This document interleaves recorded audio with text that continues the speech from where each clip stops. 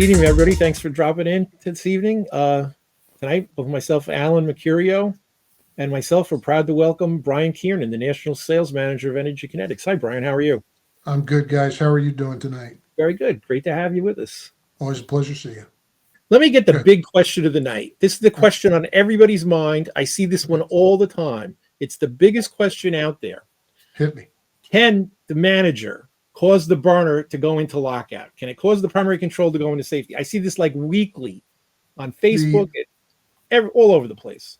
The percentage of it happening, to quote a famous movie quote, 0.0, Mr. Blutowski. There is no possible way that our manager can make the primary control go out on lockout because it's just run through a set of dry contacts on our manager.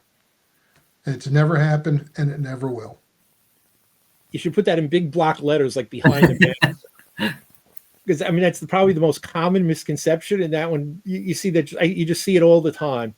Almost daily, Bob. I mean, an outsider sees it, every couple of days, multiple times a week. So I just want to get that one out there so everybody we don't have to deal with that. And then we have folks argue with us. Don't tell me it doesn't do it. I've been doing this forever. I've seen it before, but I challenge that person to show it to me in a video, and it's never happened. No, I get it. It can't. No, our manager's pretty foolproof. That's true. I don't think I've ever changed one. I don't do as many calls as I used to, but quite a few back in the day. And I don't believe some sensors and other stuff, but never changed the manager. Not a one. The manager's biggest issue is a spike. We have a lot of stuff built into it to help prevent it from getting to the manager. On our relay board, we have redundant MOVs that take hits. Basically, we can actually use that board as a whole house surge protection. That's how strong we've built it into that board. It'll take the hit before the rest of the house. But again, as you know, with surges, if it's too big for anything, it will happen. It'll blow right through it. Anything can happen. Yeah. Great. Glad to get that out of the way. Cool. What's the theory of operation? How does the system work? What makes it more efficient? Basically, we operate just like a warm air furnace. That's our technology. We have a control that allows us to work just like a warm air furnace. We have a cold start, cold finish boiler, and it operates just like a warm air furnace. You have a thermostat call, burner comes on, the vessel heats up, gets a certain temperature, the circulator comes on just like a fan on a furnace. It'll continue to cycle until the thermostat's satisfied, and then this is where our special trick comes in. It's called thermal purge. Just like a furnace that'll keep the fan blowing and get the heat out into the house, our thermal purge takes the heat left in the boiler and makes it run out through the baseboard, radiators, radiant, until the temperature on the boiler gets down to about 100 degrees, and then it goes back into standby mode. Thermal purge is the claim to our biggest energy savings. No minimal standby loss. I'd love to say none, but we do have some, but it's the least standby loss in the industry. Great. I think people really they underestimate the effect that idle loss has on efficiency. It's if you look at a standard boiler, who's ever, it can run almost 5,000 times a year or more just to maintain temperature. That's not giving you anything through your baseboard, rads, or through your hot water. That's just to maintain a temperature in a boiler in case you need something. So thus we've gone into the cold start, warm finish technology in boilers. And then we've been this way for 46 years, cold start, cold finish. It's a great, I mean, if you had told me that 5,000 number a few years ago, I would have taken it with a grain of salt. So NORA's done some field testing, cycling, Right. actually logging cycles, 10, 12, 15,000 cycles a year. I went with an average. Yeah. So I mean, no, I'm talking about a total cycle. So to have 5,000 of those be idle replacement calls isn't unbelievable. It's a decent amount of fuel, especially if you're in the 1 gallon to 125 an hour range. That's a lot even if those calls fuel. are a couple, 2-3 minutes a piece, you add those up. It's a huge number. And I had no idea before I started working for NORA that number could be that high. And even, people throwing out 10,000 a year, I thought that number was crazy high until you actually put loggers on, a dozen systems in the field. And that number's probably on the low side. And it's been that way for a long time. I Yeah, remember when I first came to EK 20 years ago, Roger explained to us that Brookhaven did that prior to NORA's lab and stuff. And I was totally blown away by the amount of wasteful cycles that are run on a boiler that maintains temperature. You know, you have a 10 to 12 gallon boiler that takes 15 to 20 minutes to get from cold start to temperature. We have a 2.5 gallon boiler that takes 90 seconds. Just that in itself is the tremendous savings. That's how we add up to 40% savings on our frontiers, anything with a manager. And then with our hydrostat boilers, we can go up to 20%. You know, a lot of it just has to do from going from a massive boiler to a smaller boiler. You get the same amount of heat in the house. It's just not running as long to heat it back up. years ago, 20 years or so ago, I'd read the same B&L report. Right. So I don't know if I believed it or not, kind of, but I'm like, I got to really do the math myself behind this. So I just took a 4-section pin boiler, the weight of it, the weight of the block itself, plus the water content, how much Right. energy was actually in there. It's a huge number. And I thought a lot of energy would be in the cast iron itself, the mass, and it's not. It's No. all in the water. Yep. It's I believe it's like 9% of the energy is stored in the cast iron itself. It's all the water content is just so huge, and I never really realized that until I started digging into the math behind it and realized It is how pretty important. amazing how much energy it takes.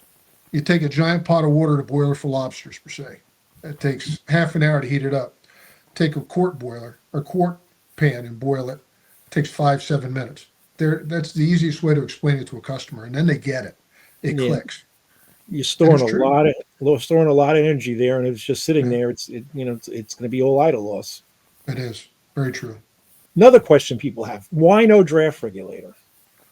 Well, basically, what's a draft regulator designed to do? Control excessive draft, not Yep. create draft. That's an inducer's job. So with our spiral design,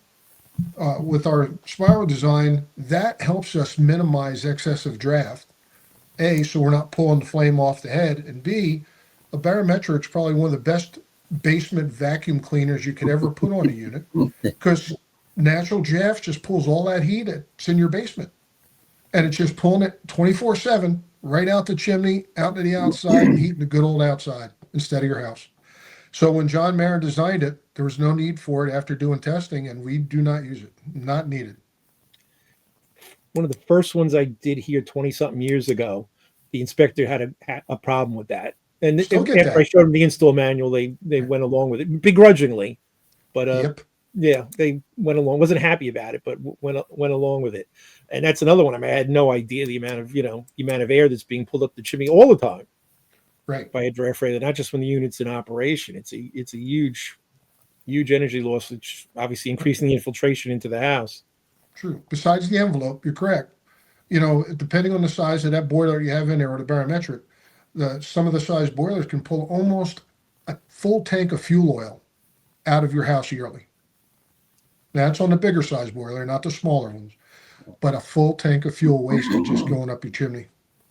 When John designed the boiler out here on Long Island, and when his brother asked him to come down and help him with it, the first thing he realized was we don't need to be big. We can do the same amount of heat in a smaller boiler with less water content and be very efficient.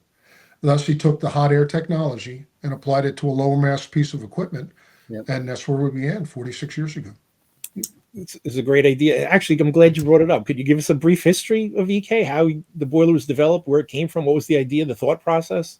Sure. Well, it was the original oil shortage embargo that happened back in the 70s. And I know some guys on here might not realize it, but at the time, I used to have to go to the gas stations with my dad. I think it was Mondays and Thursdays, depending on your license plate, to get 10 gallons of I gas. switched the plates. I don't blame you.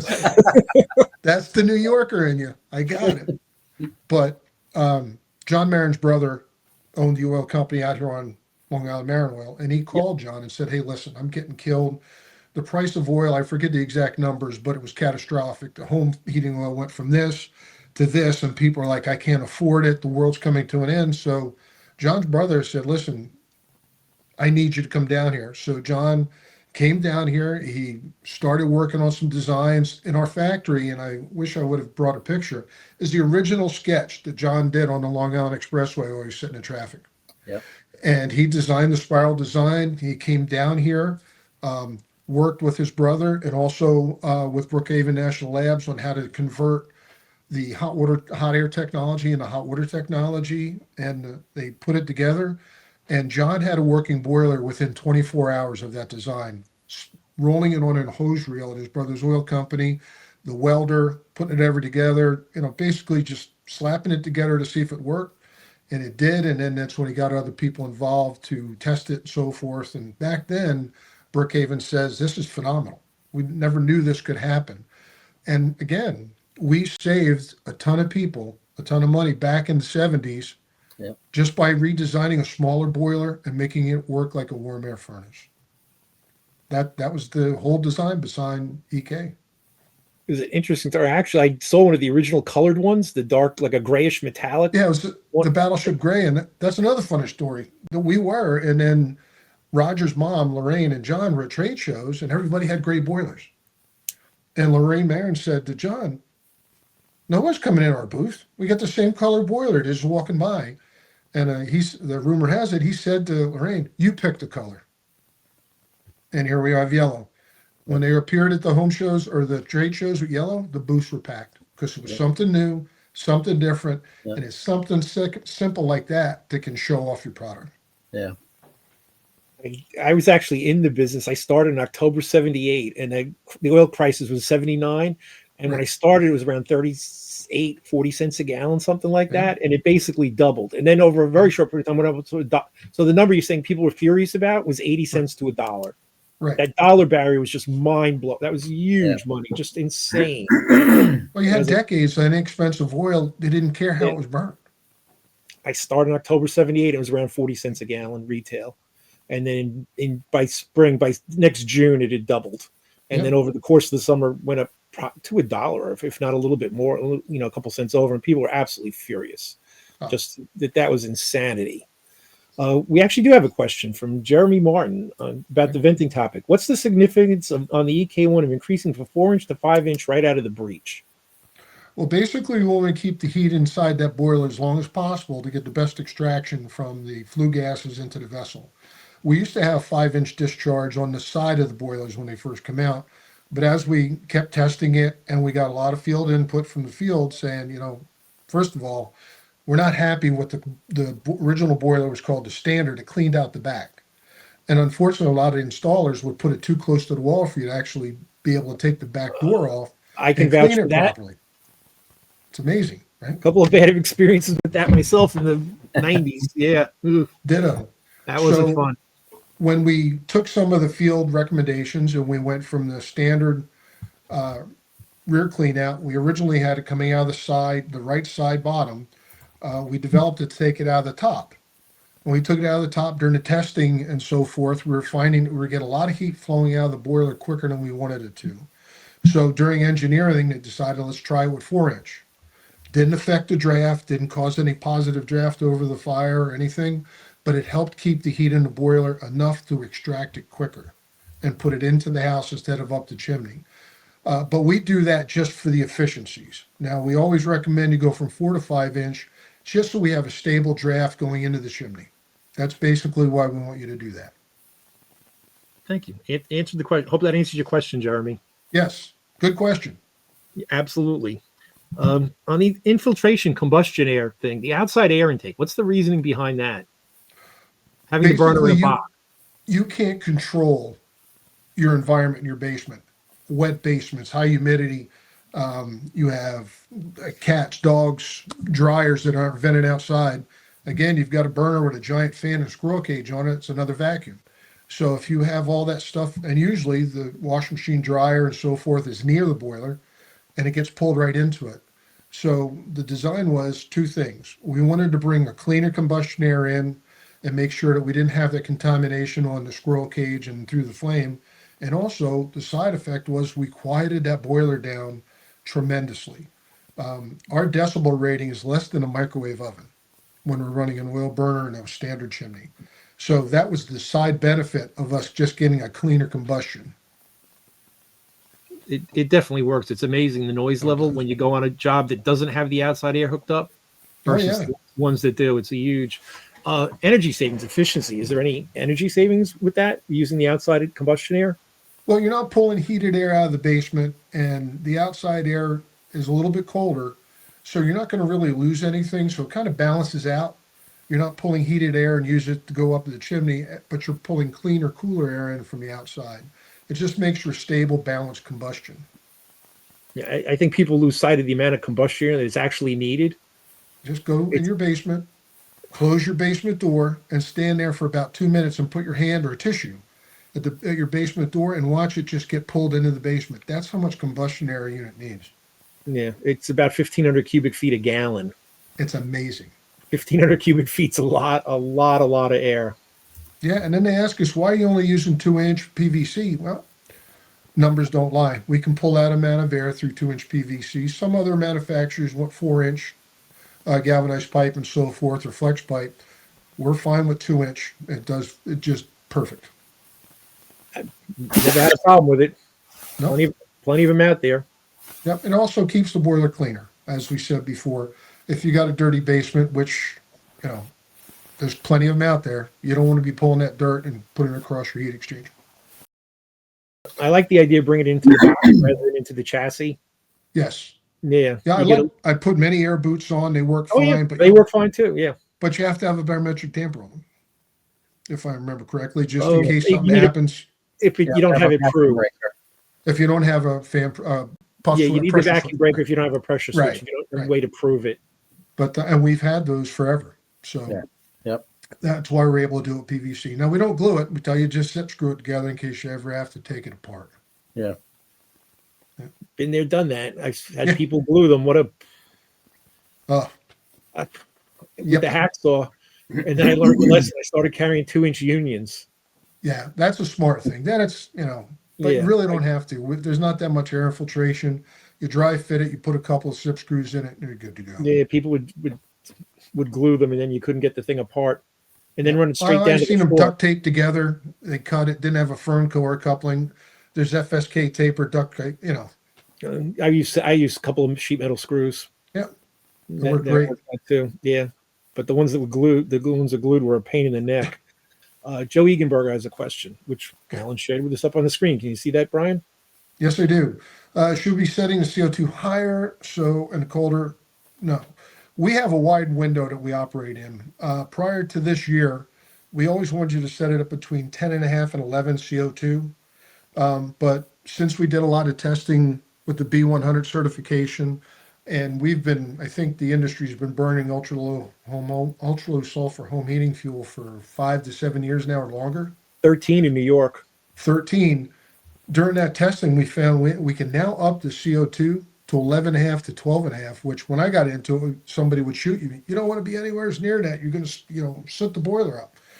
But this new fuel oil, prior to the biofuels and renewable diesel, has done wonders for the business. It's made our emissions as clean as natural gas and propane, if not cleaner. So we have adjusted our standings now. We want you to set them between 11.5 and 12.5. And that 1% is enough to cover the warm months and the cold months, Joe. You get some tempering too with the box. You're not bringing it directly into the chassis. You bring it into the enclosure, and you have the boiler temp there. Yep. Well, and the distance through the house. Thanks. I'm just going to read Joe's question real quick for the people who aren't watching, just listening. And it's the topic of outside combustion air. In the summer, should we be setting the CO2 higher so that when the air is colder, CO2 drops? Very good question. It's a great question. Yeah. Thanks for that. But if you're in our range, we're happy. Yep. Okay. I wasn't aware that you ranged the range. I was still used to the old. I got that memo a little late too. Okay. I just got it now. Well, see, we're here for something, right? Yep. Anyway, while we're on venting, the dilution venting. Oh, greatest thing we ever invented. Or not invented, we implemented on our equipment. Yeah. Our dilution air venting system is great. We had a couple of hiccups with our first, I shouldn't say our first. We first came out with the 90 plus Resolute, which was just a standard inducer mounted on a Z-Vent T about 16 inches off top of the boiler. That allowed us to mix the outside air with the combustion air. And by doing that, we're able to put an extra wrap of flue box around our vessel. So instead of bringing 350 degree out to go into the chimney, now we're coming out with 250 degrees. Now you take your outside air and mix it with that at the inducer, with the combustion air going into the inducer and the fresh air coming in also to the inducer. Now we're dropping the temperature down to about 200, 180. So now we're able to get a boiler that's discharging 180 degrees temperature, but we haven't lowered the internal temperature to condensing point, which I believe is 180 or lower. So we're still coming out of the boiler about 250. In the dilution air venting, we're cooling it down a little more, and now we're venting it out between 180 and 200 degrees, depending on the time of year. It has really allowed us to do a lot with our equipment. We took that, and now we've able to get an 87, 88 AFUE boiler up to 91 plus, venting it through plastic polypropylene oil. We've been doing that for about 10, 11 years now, and it's phenomenal. When we went to our second version of that, we started using a black plastic Fastco inducer that has had a couple of issues with installations. If you didn't install it properly, there were some issues. We realized that. We redesigned it now to a stainless steel box with our standard Fastco squirrel cage and motor on it. And that is taking care of a lot of the installation related problems. And we were having great success with that. And it is a 30-year proven inducer technology.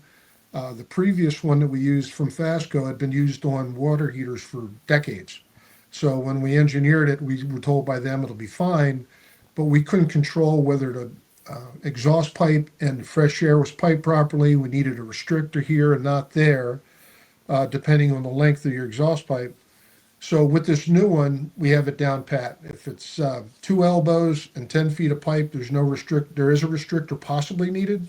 Anything after that, you don't need it. But with the combustion air, we always tell you to verify your draft issues or draft readings over fire and actually at the inducer. Yeah, I was going to ask that question. Is it adjustable? Like the dilution ratio? It's factory set, it's preset, you don't need factory set, no damper needed. We do still possibly need a little plastic restrictor if it's a real short length, because that inducer is very powerful.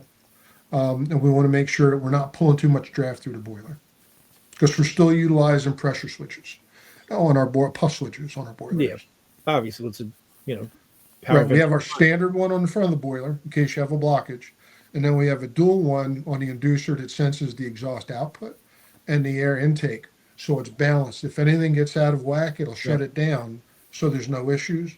And on this new inducer, we also, like our prior inducer, we have the thermal reset switch, just like Field does and stuff. It pops, it's a manual reset, clicks on switch, and it's required, and we have it on our units. So between the boiler and the inducer, you're going with stainless steel and then poly after that on the out, on the diluted side.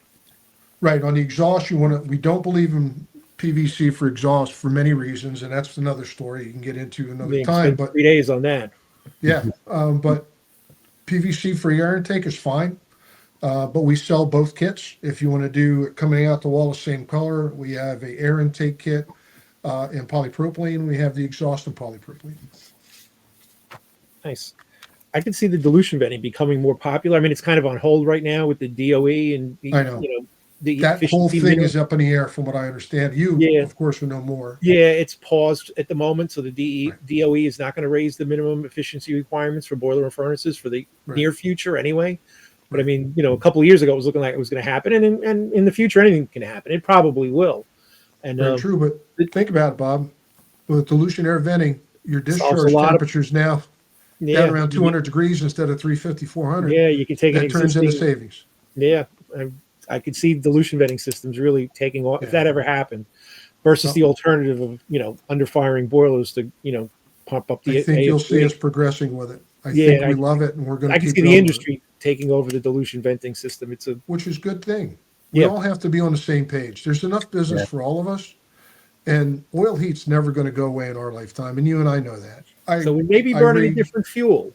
Let me repeat myself differently. I knew what you meant. Yeah, I am really excited to see where biofuel goes and renewable diesel. As you know, we've been part of the new study with you guys, the RD80 and the B20 in different states, and we're psyched to see how that goes. Got a question from Alan Warnham, which I'll read, because people who can't see it. With bio and no sulfur, will blue flame and dilution venting work? That's a good question, Al, because with the blue flame, you have to have so much higher pump pressure, if I am correct. And I don't have that answer for you. That would be something for our engineers to work on, but I can tell you that we're not working on blue flame at the moment.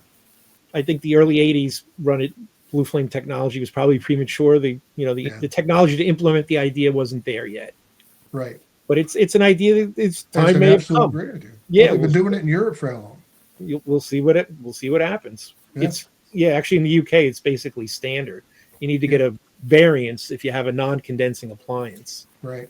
and there's strict NOx limits, so they're Yeah. all basically blue flame in Europe, ninety And on percent that, plus. Got another question from Jeremy Martin about direct vent, which okay. is really power vented, right? Well, there's still, the New Yorker had that direct vent to Microtech, or was Yep. the, you'll never see us do it because we have a gasketed boiler, and you would have to run underneath a positive pressure from the time it exits the flame or the burner until it exits the house. And you can't control who opens and closes the unit if you don't seal it right.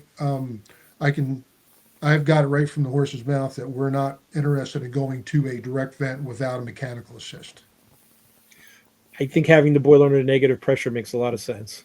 Yeah, because you can't control the environment it's in or who Yeah. touches it. And that's not a negative, but it No happens. pun, no pun intended, right? That's not a negative. No pun intended. Yeah. I mean, just Yeah. look at how many times you've gone into a basement and there's 10 pounds of furnace cement where there should be a nice gasket. And Yeah. imagine if we pressurize that. It's another one where the idea I think is great. It seems so simple, right? Yeah. I mean, there's no, Yep. one fan, let the burner fan do all the work and pressurize it. It's another one of those where the idea is great, but then the execution sometimes is tough. And not from the manufacturer's point, what happens in the field afterwards. Yeah. Yeah. It's a crapshoot. Yes. I mean, on that point for years now, and I know it's just specific to EK, we've been teaching technicians in our factory that before you clean a boiler, we give you 2 test ports, over fire and breach. We really want you to check the draft over fire and over breach. If there's no more than 4/10 of an inch water column difference, the boiler's clean, don't open it. That's coming from an OEM. But companies have contracts. If the customer doesn't hear a vacuum, they're going to call the office and say, your guy didn't vacuum my boiler. When technically, every time you open and close our equipment, there's a gasket, there's a 2-inch board, and Yep. it will wear out. If you don't have to open it, why? I just had a call today. A boiler, it's only 15 years old, steamed because nobody checked the safeties. Nobody checked the low water cutoff. You should be checking your high limits and your low water cutoffs during every PM. And guys do, but guys don't.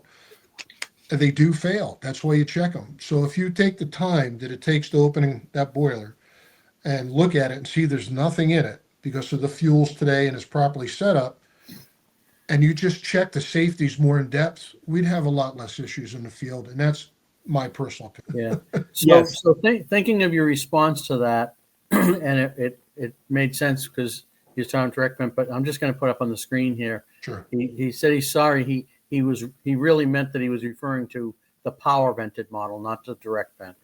Huh? Does that change, or do you still feel the same? Oh, it changes because, again, what was the biggest problem with power venters? They were running at 400, 500, 550 degrees. Yeah. Yep. And if I remember correctly, the bearings on most power venters are 500 to 500 degree maximum.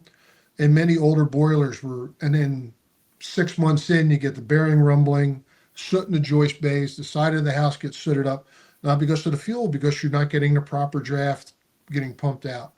I think that the dilution air venting is the way of the future because that takes that right off the board. You Yeah. don't have the high temperature. You don't have the squirrel cages and motors wearing out. And you have that customer saying, I can hear my boiler running under the living room or in the bedroom. It's necessary at the point right now to continue doing that. But I really hope that they go away and we start getting into more manufacturers using dilution air venting. Just Is so there any much concern? easier. Is there any concern with condensation in the poly pipe after the dilution? No, because it's dried out by the outside air. So 250 degrees, say 50-degree air outside, as it comes and mixes it before it goes out the inducer, it dries it out. We very seldomly have any moisture coming into our poly. Now we do have chimney kits. They can go as tall as 50 feet up. We insist that you put a condensate trap where it comes out of the chimney just in case, because that's an environment we can't control, that long, cold chimney. Yeah. going out the wall is never that I've seen any major condensation. But a chimney vent, we definitely want you to put a condensate trap on it and take it to the nearest drain or pump Sounds good. or Uh, beating it, right? Yeah, yes. Switching gears real quick These into are good questions. domestic hot water. Oh. How do you guys make domestic hot? What's the? I mean, you hear a lot of things about the pump and the flat plate, and what's the why? A domestic plate heat exchanger is probably the most efficient way and the quickest way to heat hot water that's ever been made. Everybody's using them. The wall hung boilers, we started using back in the late 70s. John Marin actually worked for the company that manufactured them before he became Energy Kinetics, and he utilized the efficiency of it. For something that looks like a brick, to take 200 degrees and circulate 50-degree waters across it and have a 70-degree temperature rise and heat a 40-gallon storage tank in 15 minutes or less, it beats the pants off of every other coil out there. So John tested it. He said, this is the way to go. And we have never changed course, except that the downside of the original plate exchangers were very sensitive to water quality. If you add hardness or calcium or iron, again, going back to the boiling water in a pot, if you boil that water and you turn it off, and if you got some water in it, you're going to get that ring around that pot on the stove. The plate exchanger on our boilers were in our bypass. And when you ran into heating mode, you kind of cooked the water on the domestic side because you're getting it up to about 200 degrees. And then it would start blocking the micropasses in the plate exchanger. About 4 years ago, Schwepp came to us and said, we have a new coating called Celix. It's being used in Europe, and it actually coats the inside of the plate exchanger on both the boiler side and the domestic side, and it prevents that from sticking into it, any of the hardness, iron, or calcium. The other thing we've done, and I'll get back to the efficiency in a second, the biggest issue we have in those things is water quality. Nobody addresses the water quality when they go in the house. They just want to know what needs to heat the house, how much hot water you need, and they want to make sure that's covered. But one of the biggest disservices that we find is the water quality is never addressed because water isn't what it used to be. I'm from Pennsylvania.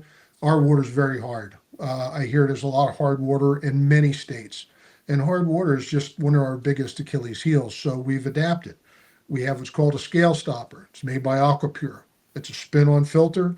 It'll treat the hard water up to 25 grains of hardness. So you don't need a big salt tank and a $4,000 or $5,000 water conditioner. And you change that cartridge once a year during the cleaning, and the cartridge is like $30.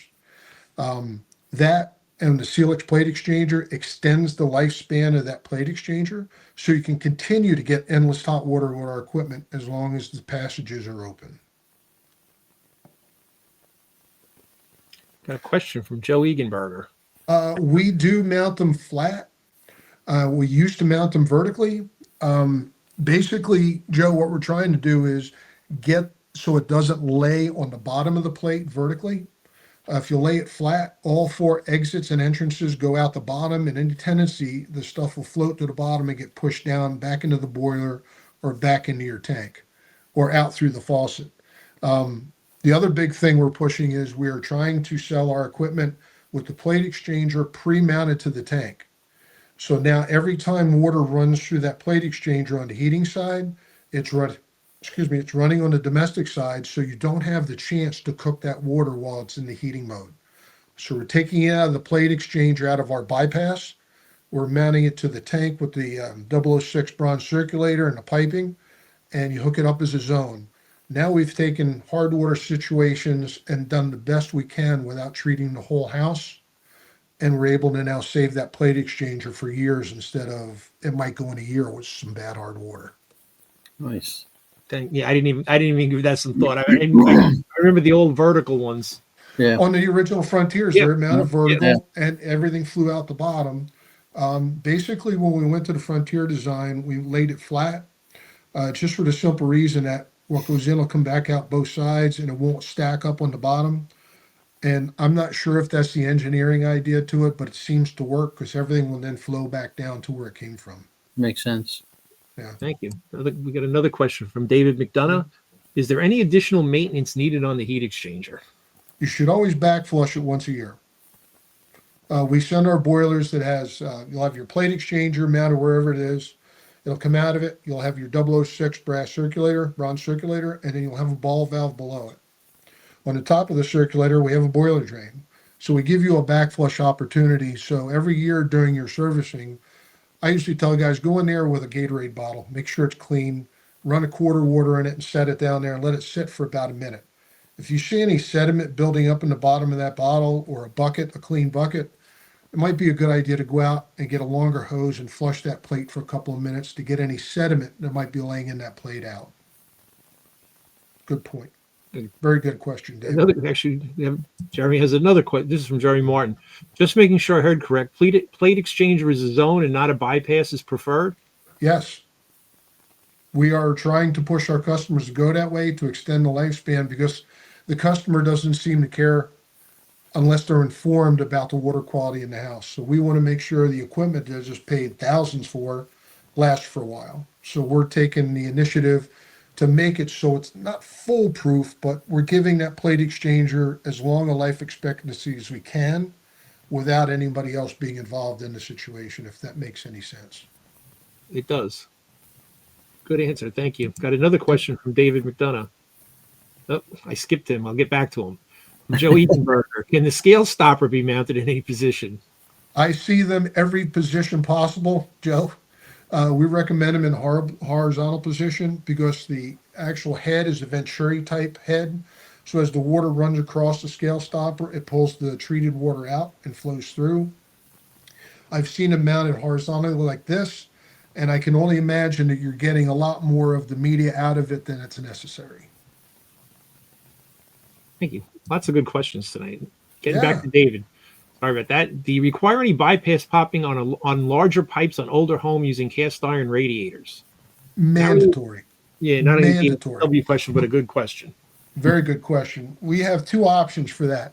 We have what's called our high mass, low mass injection kit. We sell you, it's a set of injection tees, two isolation valves, and a primary secondary pump. That will take the 80% of the mass of the house and keep it circulating, while the other 20 to 30% just injects into it.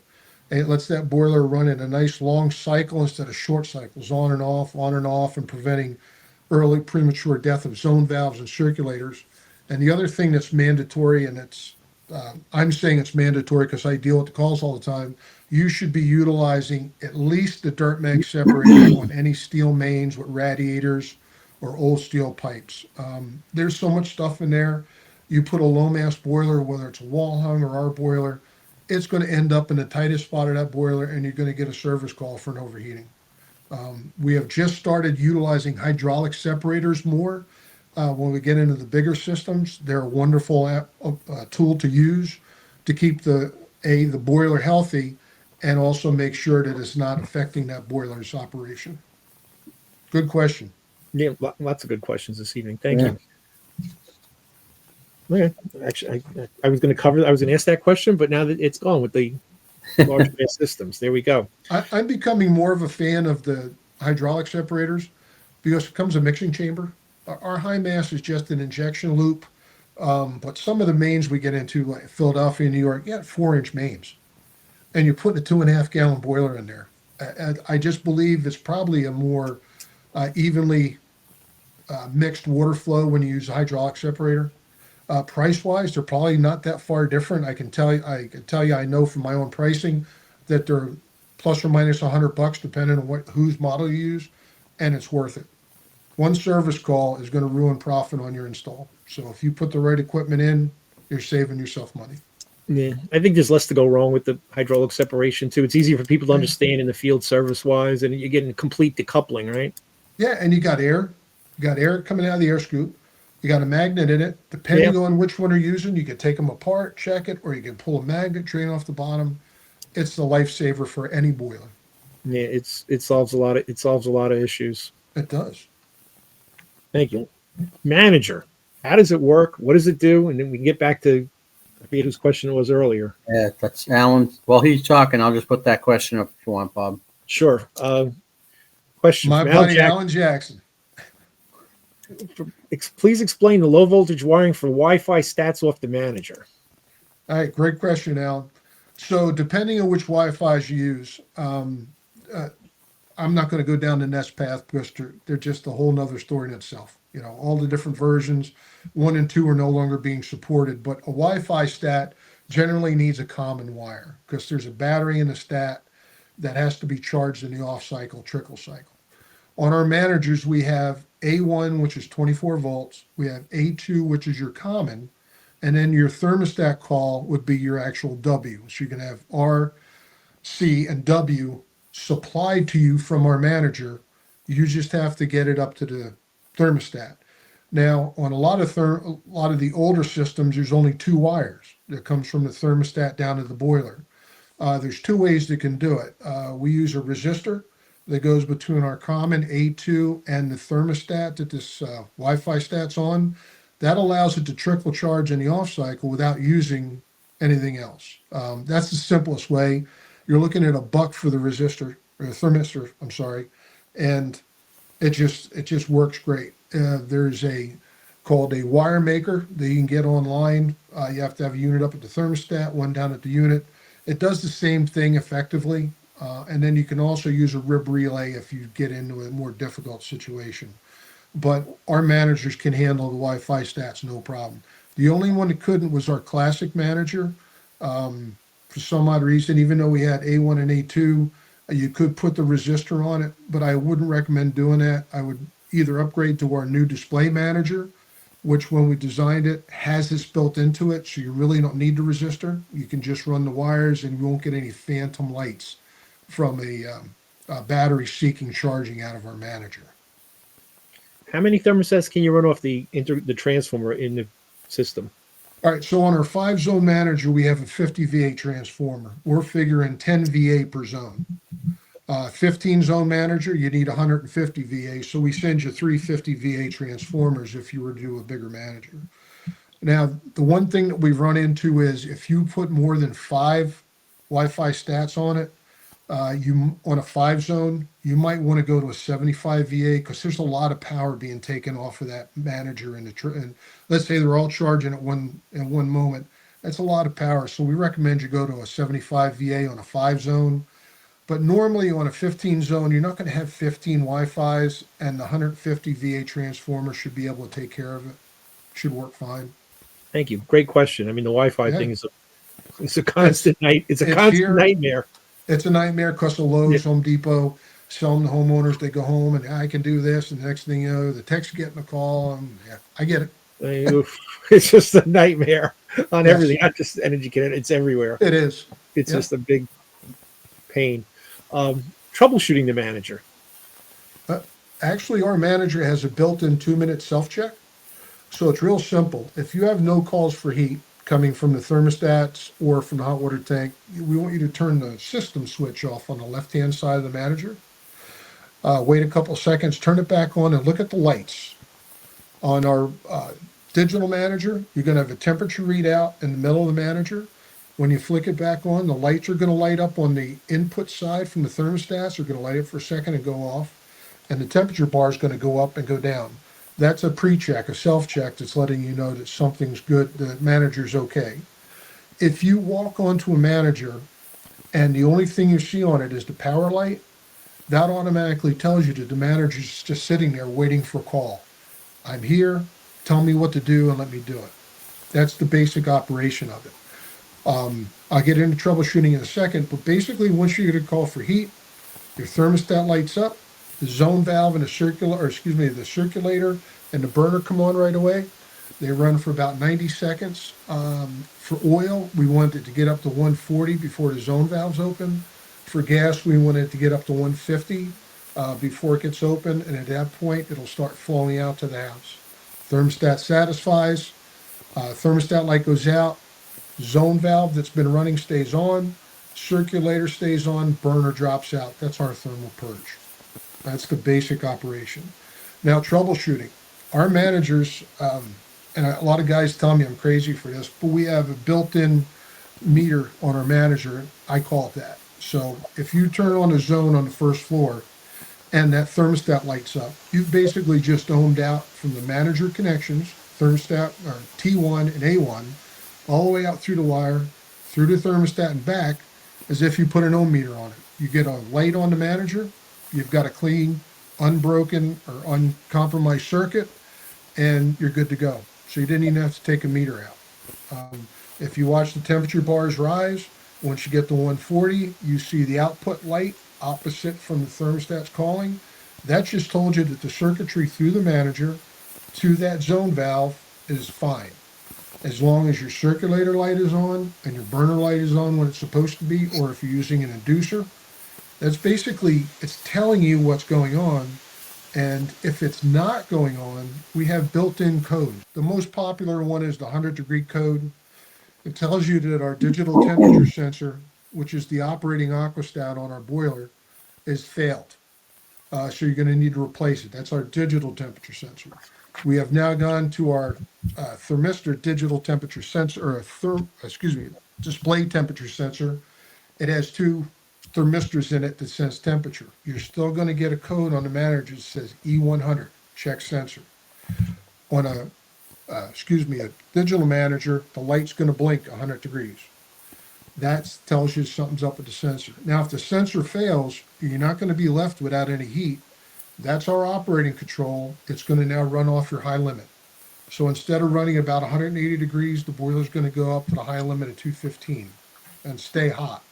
That's usually why you get a call. The customer will say the boiler's hot all the time, but I'm not calling for heat. On the other side, you have code 140. Code 140 is telling you that you have tried to achieve a temperature in a certain period of time, and it hasn't achieved it. So it's going to blink 140. So it's one of two options.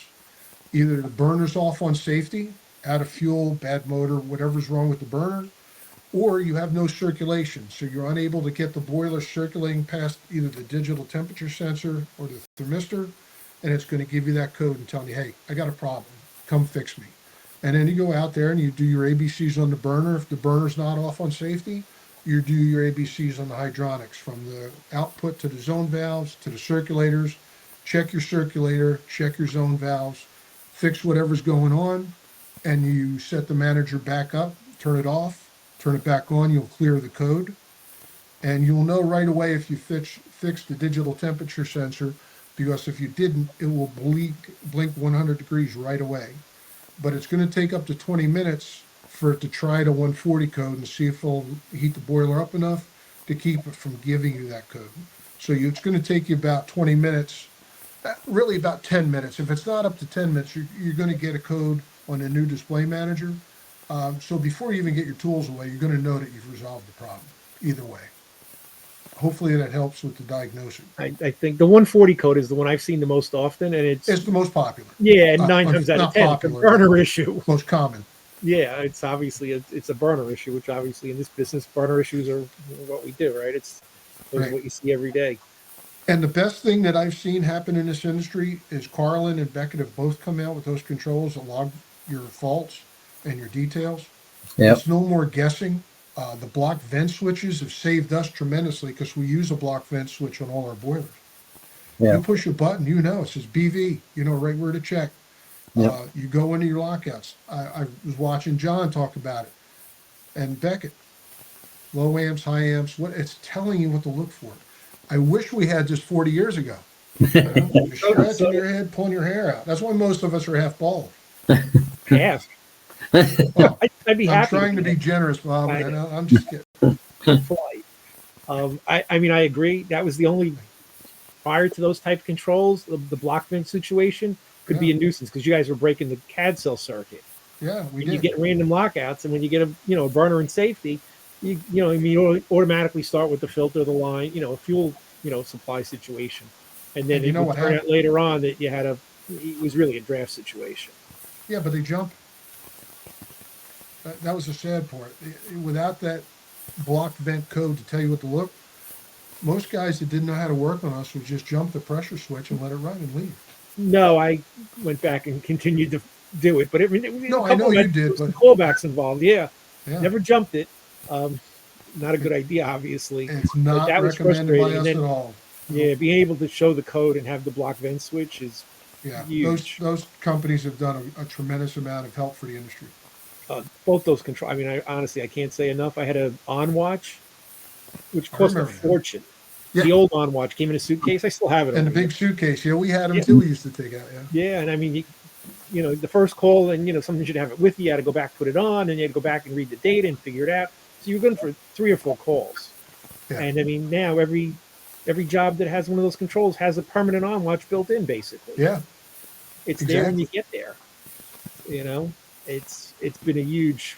I think it's been huge for the industry. It's going to be better going forward as they Oh improve yeah, it. You know, yeah. I, I was I hearing John what they're doing with the wife. I know I'm getting off topic, but yeah, I salute those guys. it's definitely a better world for oil burner technicians. That's for sure. Yeah. Amen. The Ascent.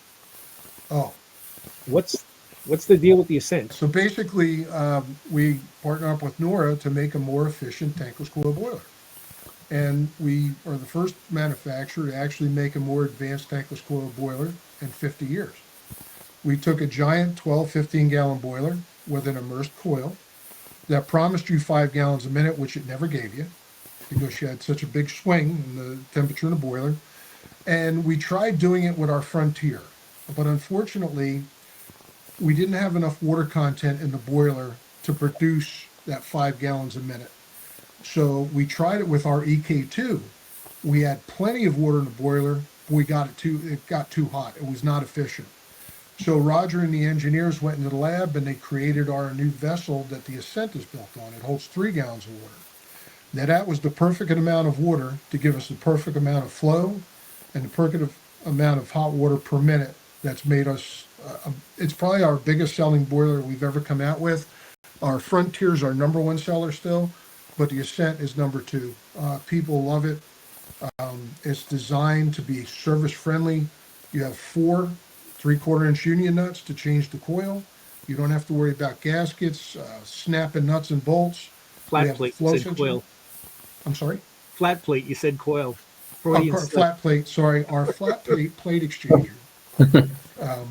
Instead of a submerged coil, you don't have to drain boilers. You don't have to spend a day tapping. And so that's what we did it. We teamed it up with a heavy-duty Cleffy mixing valve, which those things can take a lot of abuse. And it gives you about a 1/2 degree temperature swing maximum. So you're not getting those ice cold waves coming out of your hot water faucet with our flat plate heat exchanger. We also use a 007 on our bypass to flow through the hot water or the boiler side to keep the temperature in the plate elevated enough that we can strip every ounce of hot water out of that boiler possible, run it through the mixing valve and give you anywhere between 130 and 130, or 120 and 130 degrees, nonstop, 24/7, with a priority flow switch. So that's our Nice. claim to fame with the Ascent. Can you go over really quickly the operating modes? Sure, that's the best part about it. That's why I Again, asked the Hydro Level came to us. We went to them and said, listen, we're making this new flat plate exchanger boiler, low mass, just getting the tankless coil boilers up to speed.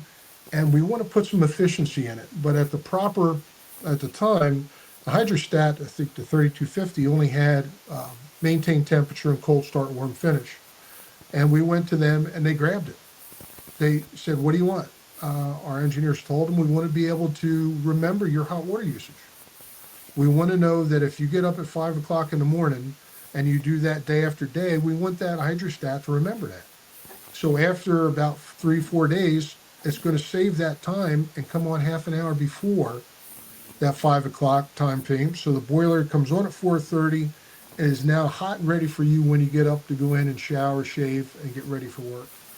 Once the water stops calling, it'll go back into sleep mode, but it's called it option 3 and option 4 instead of just your basic 2 options. 3 and 4 are learning modes. They just have different time constraints on them and how long they learn and how long before they go into vacation mode. So they're basically like OP1 or option 1 to maintain temperature, but they learn your usage, and the best time to use them is in the spring, summer, and fall. So there's no need to maintain temperature for the boiler in that time. That's where we get into our savings. Yeah. Lower mass boiler, able to give you plenty of hot water and able to give you the ability to learn your hot water usage, and it's unlimited cycles. Let's say that you have the kids get up in the morning and you get up in the morning, but they come home at 2 and they start using hot water at 2. At 2 o'clock, the water comes out of, or the boiler comes out of sleep mode, and it'll stay hot until you stop using hot water after dinner or when you go to showers. It'll go to sleep all night long. The learning modes were our best invention on that. We also have what's called a double pump mode, where you would leave it in cold start mode.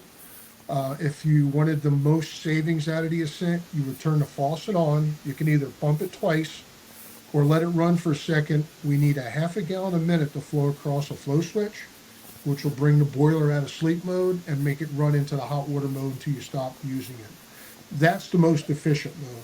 Yeah. The most common modes we're finding people use is the learning modes, because people are impatient. They want to wait that 90 seconds, I believe it is, to come from cold start to get in your hot water.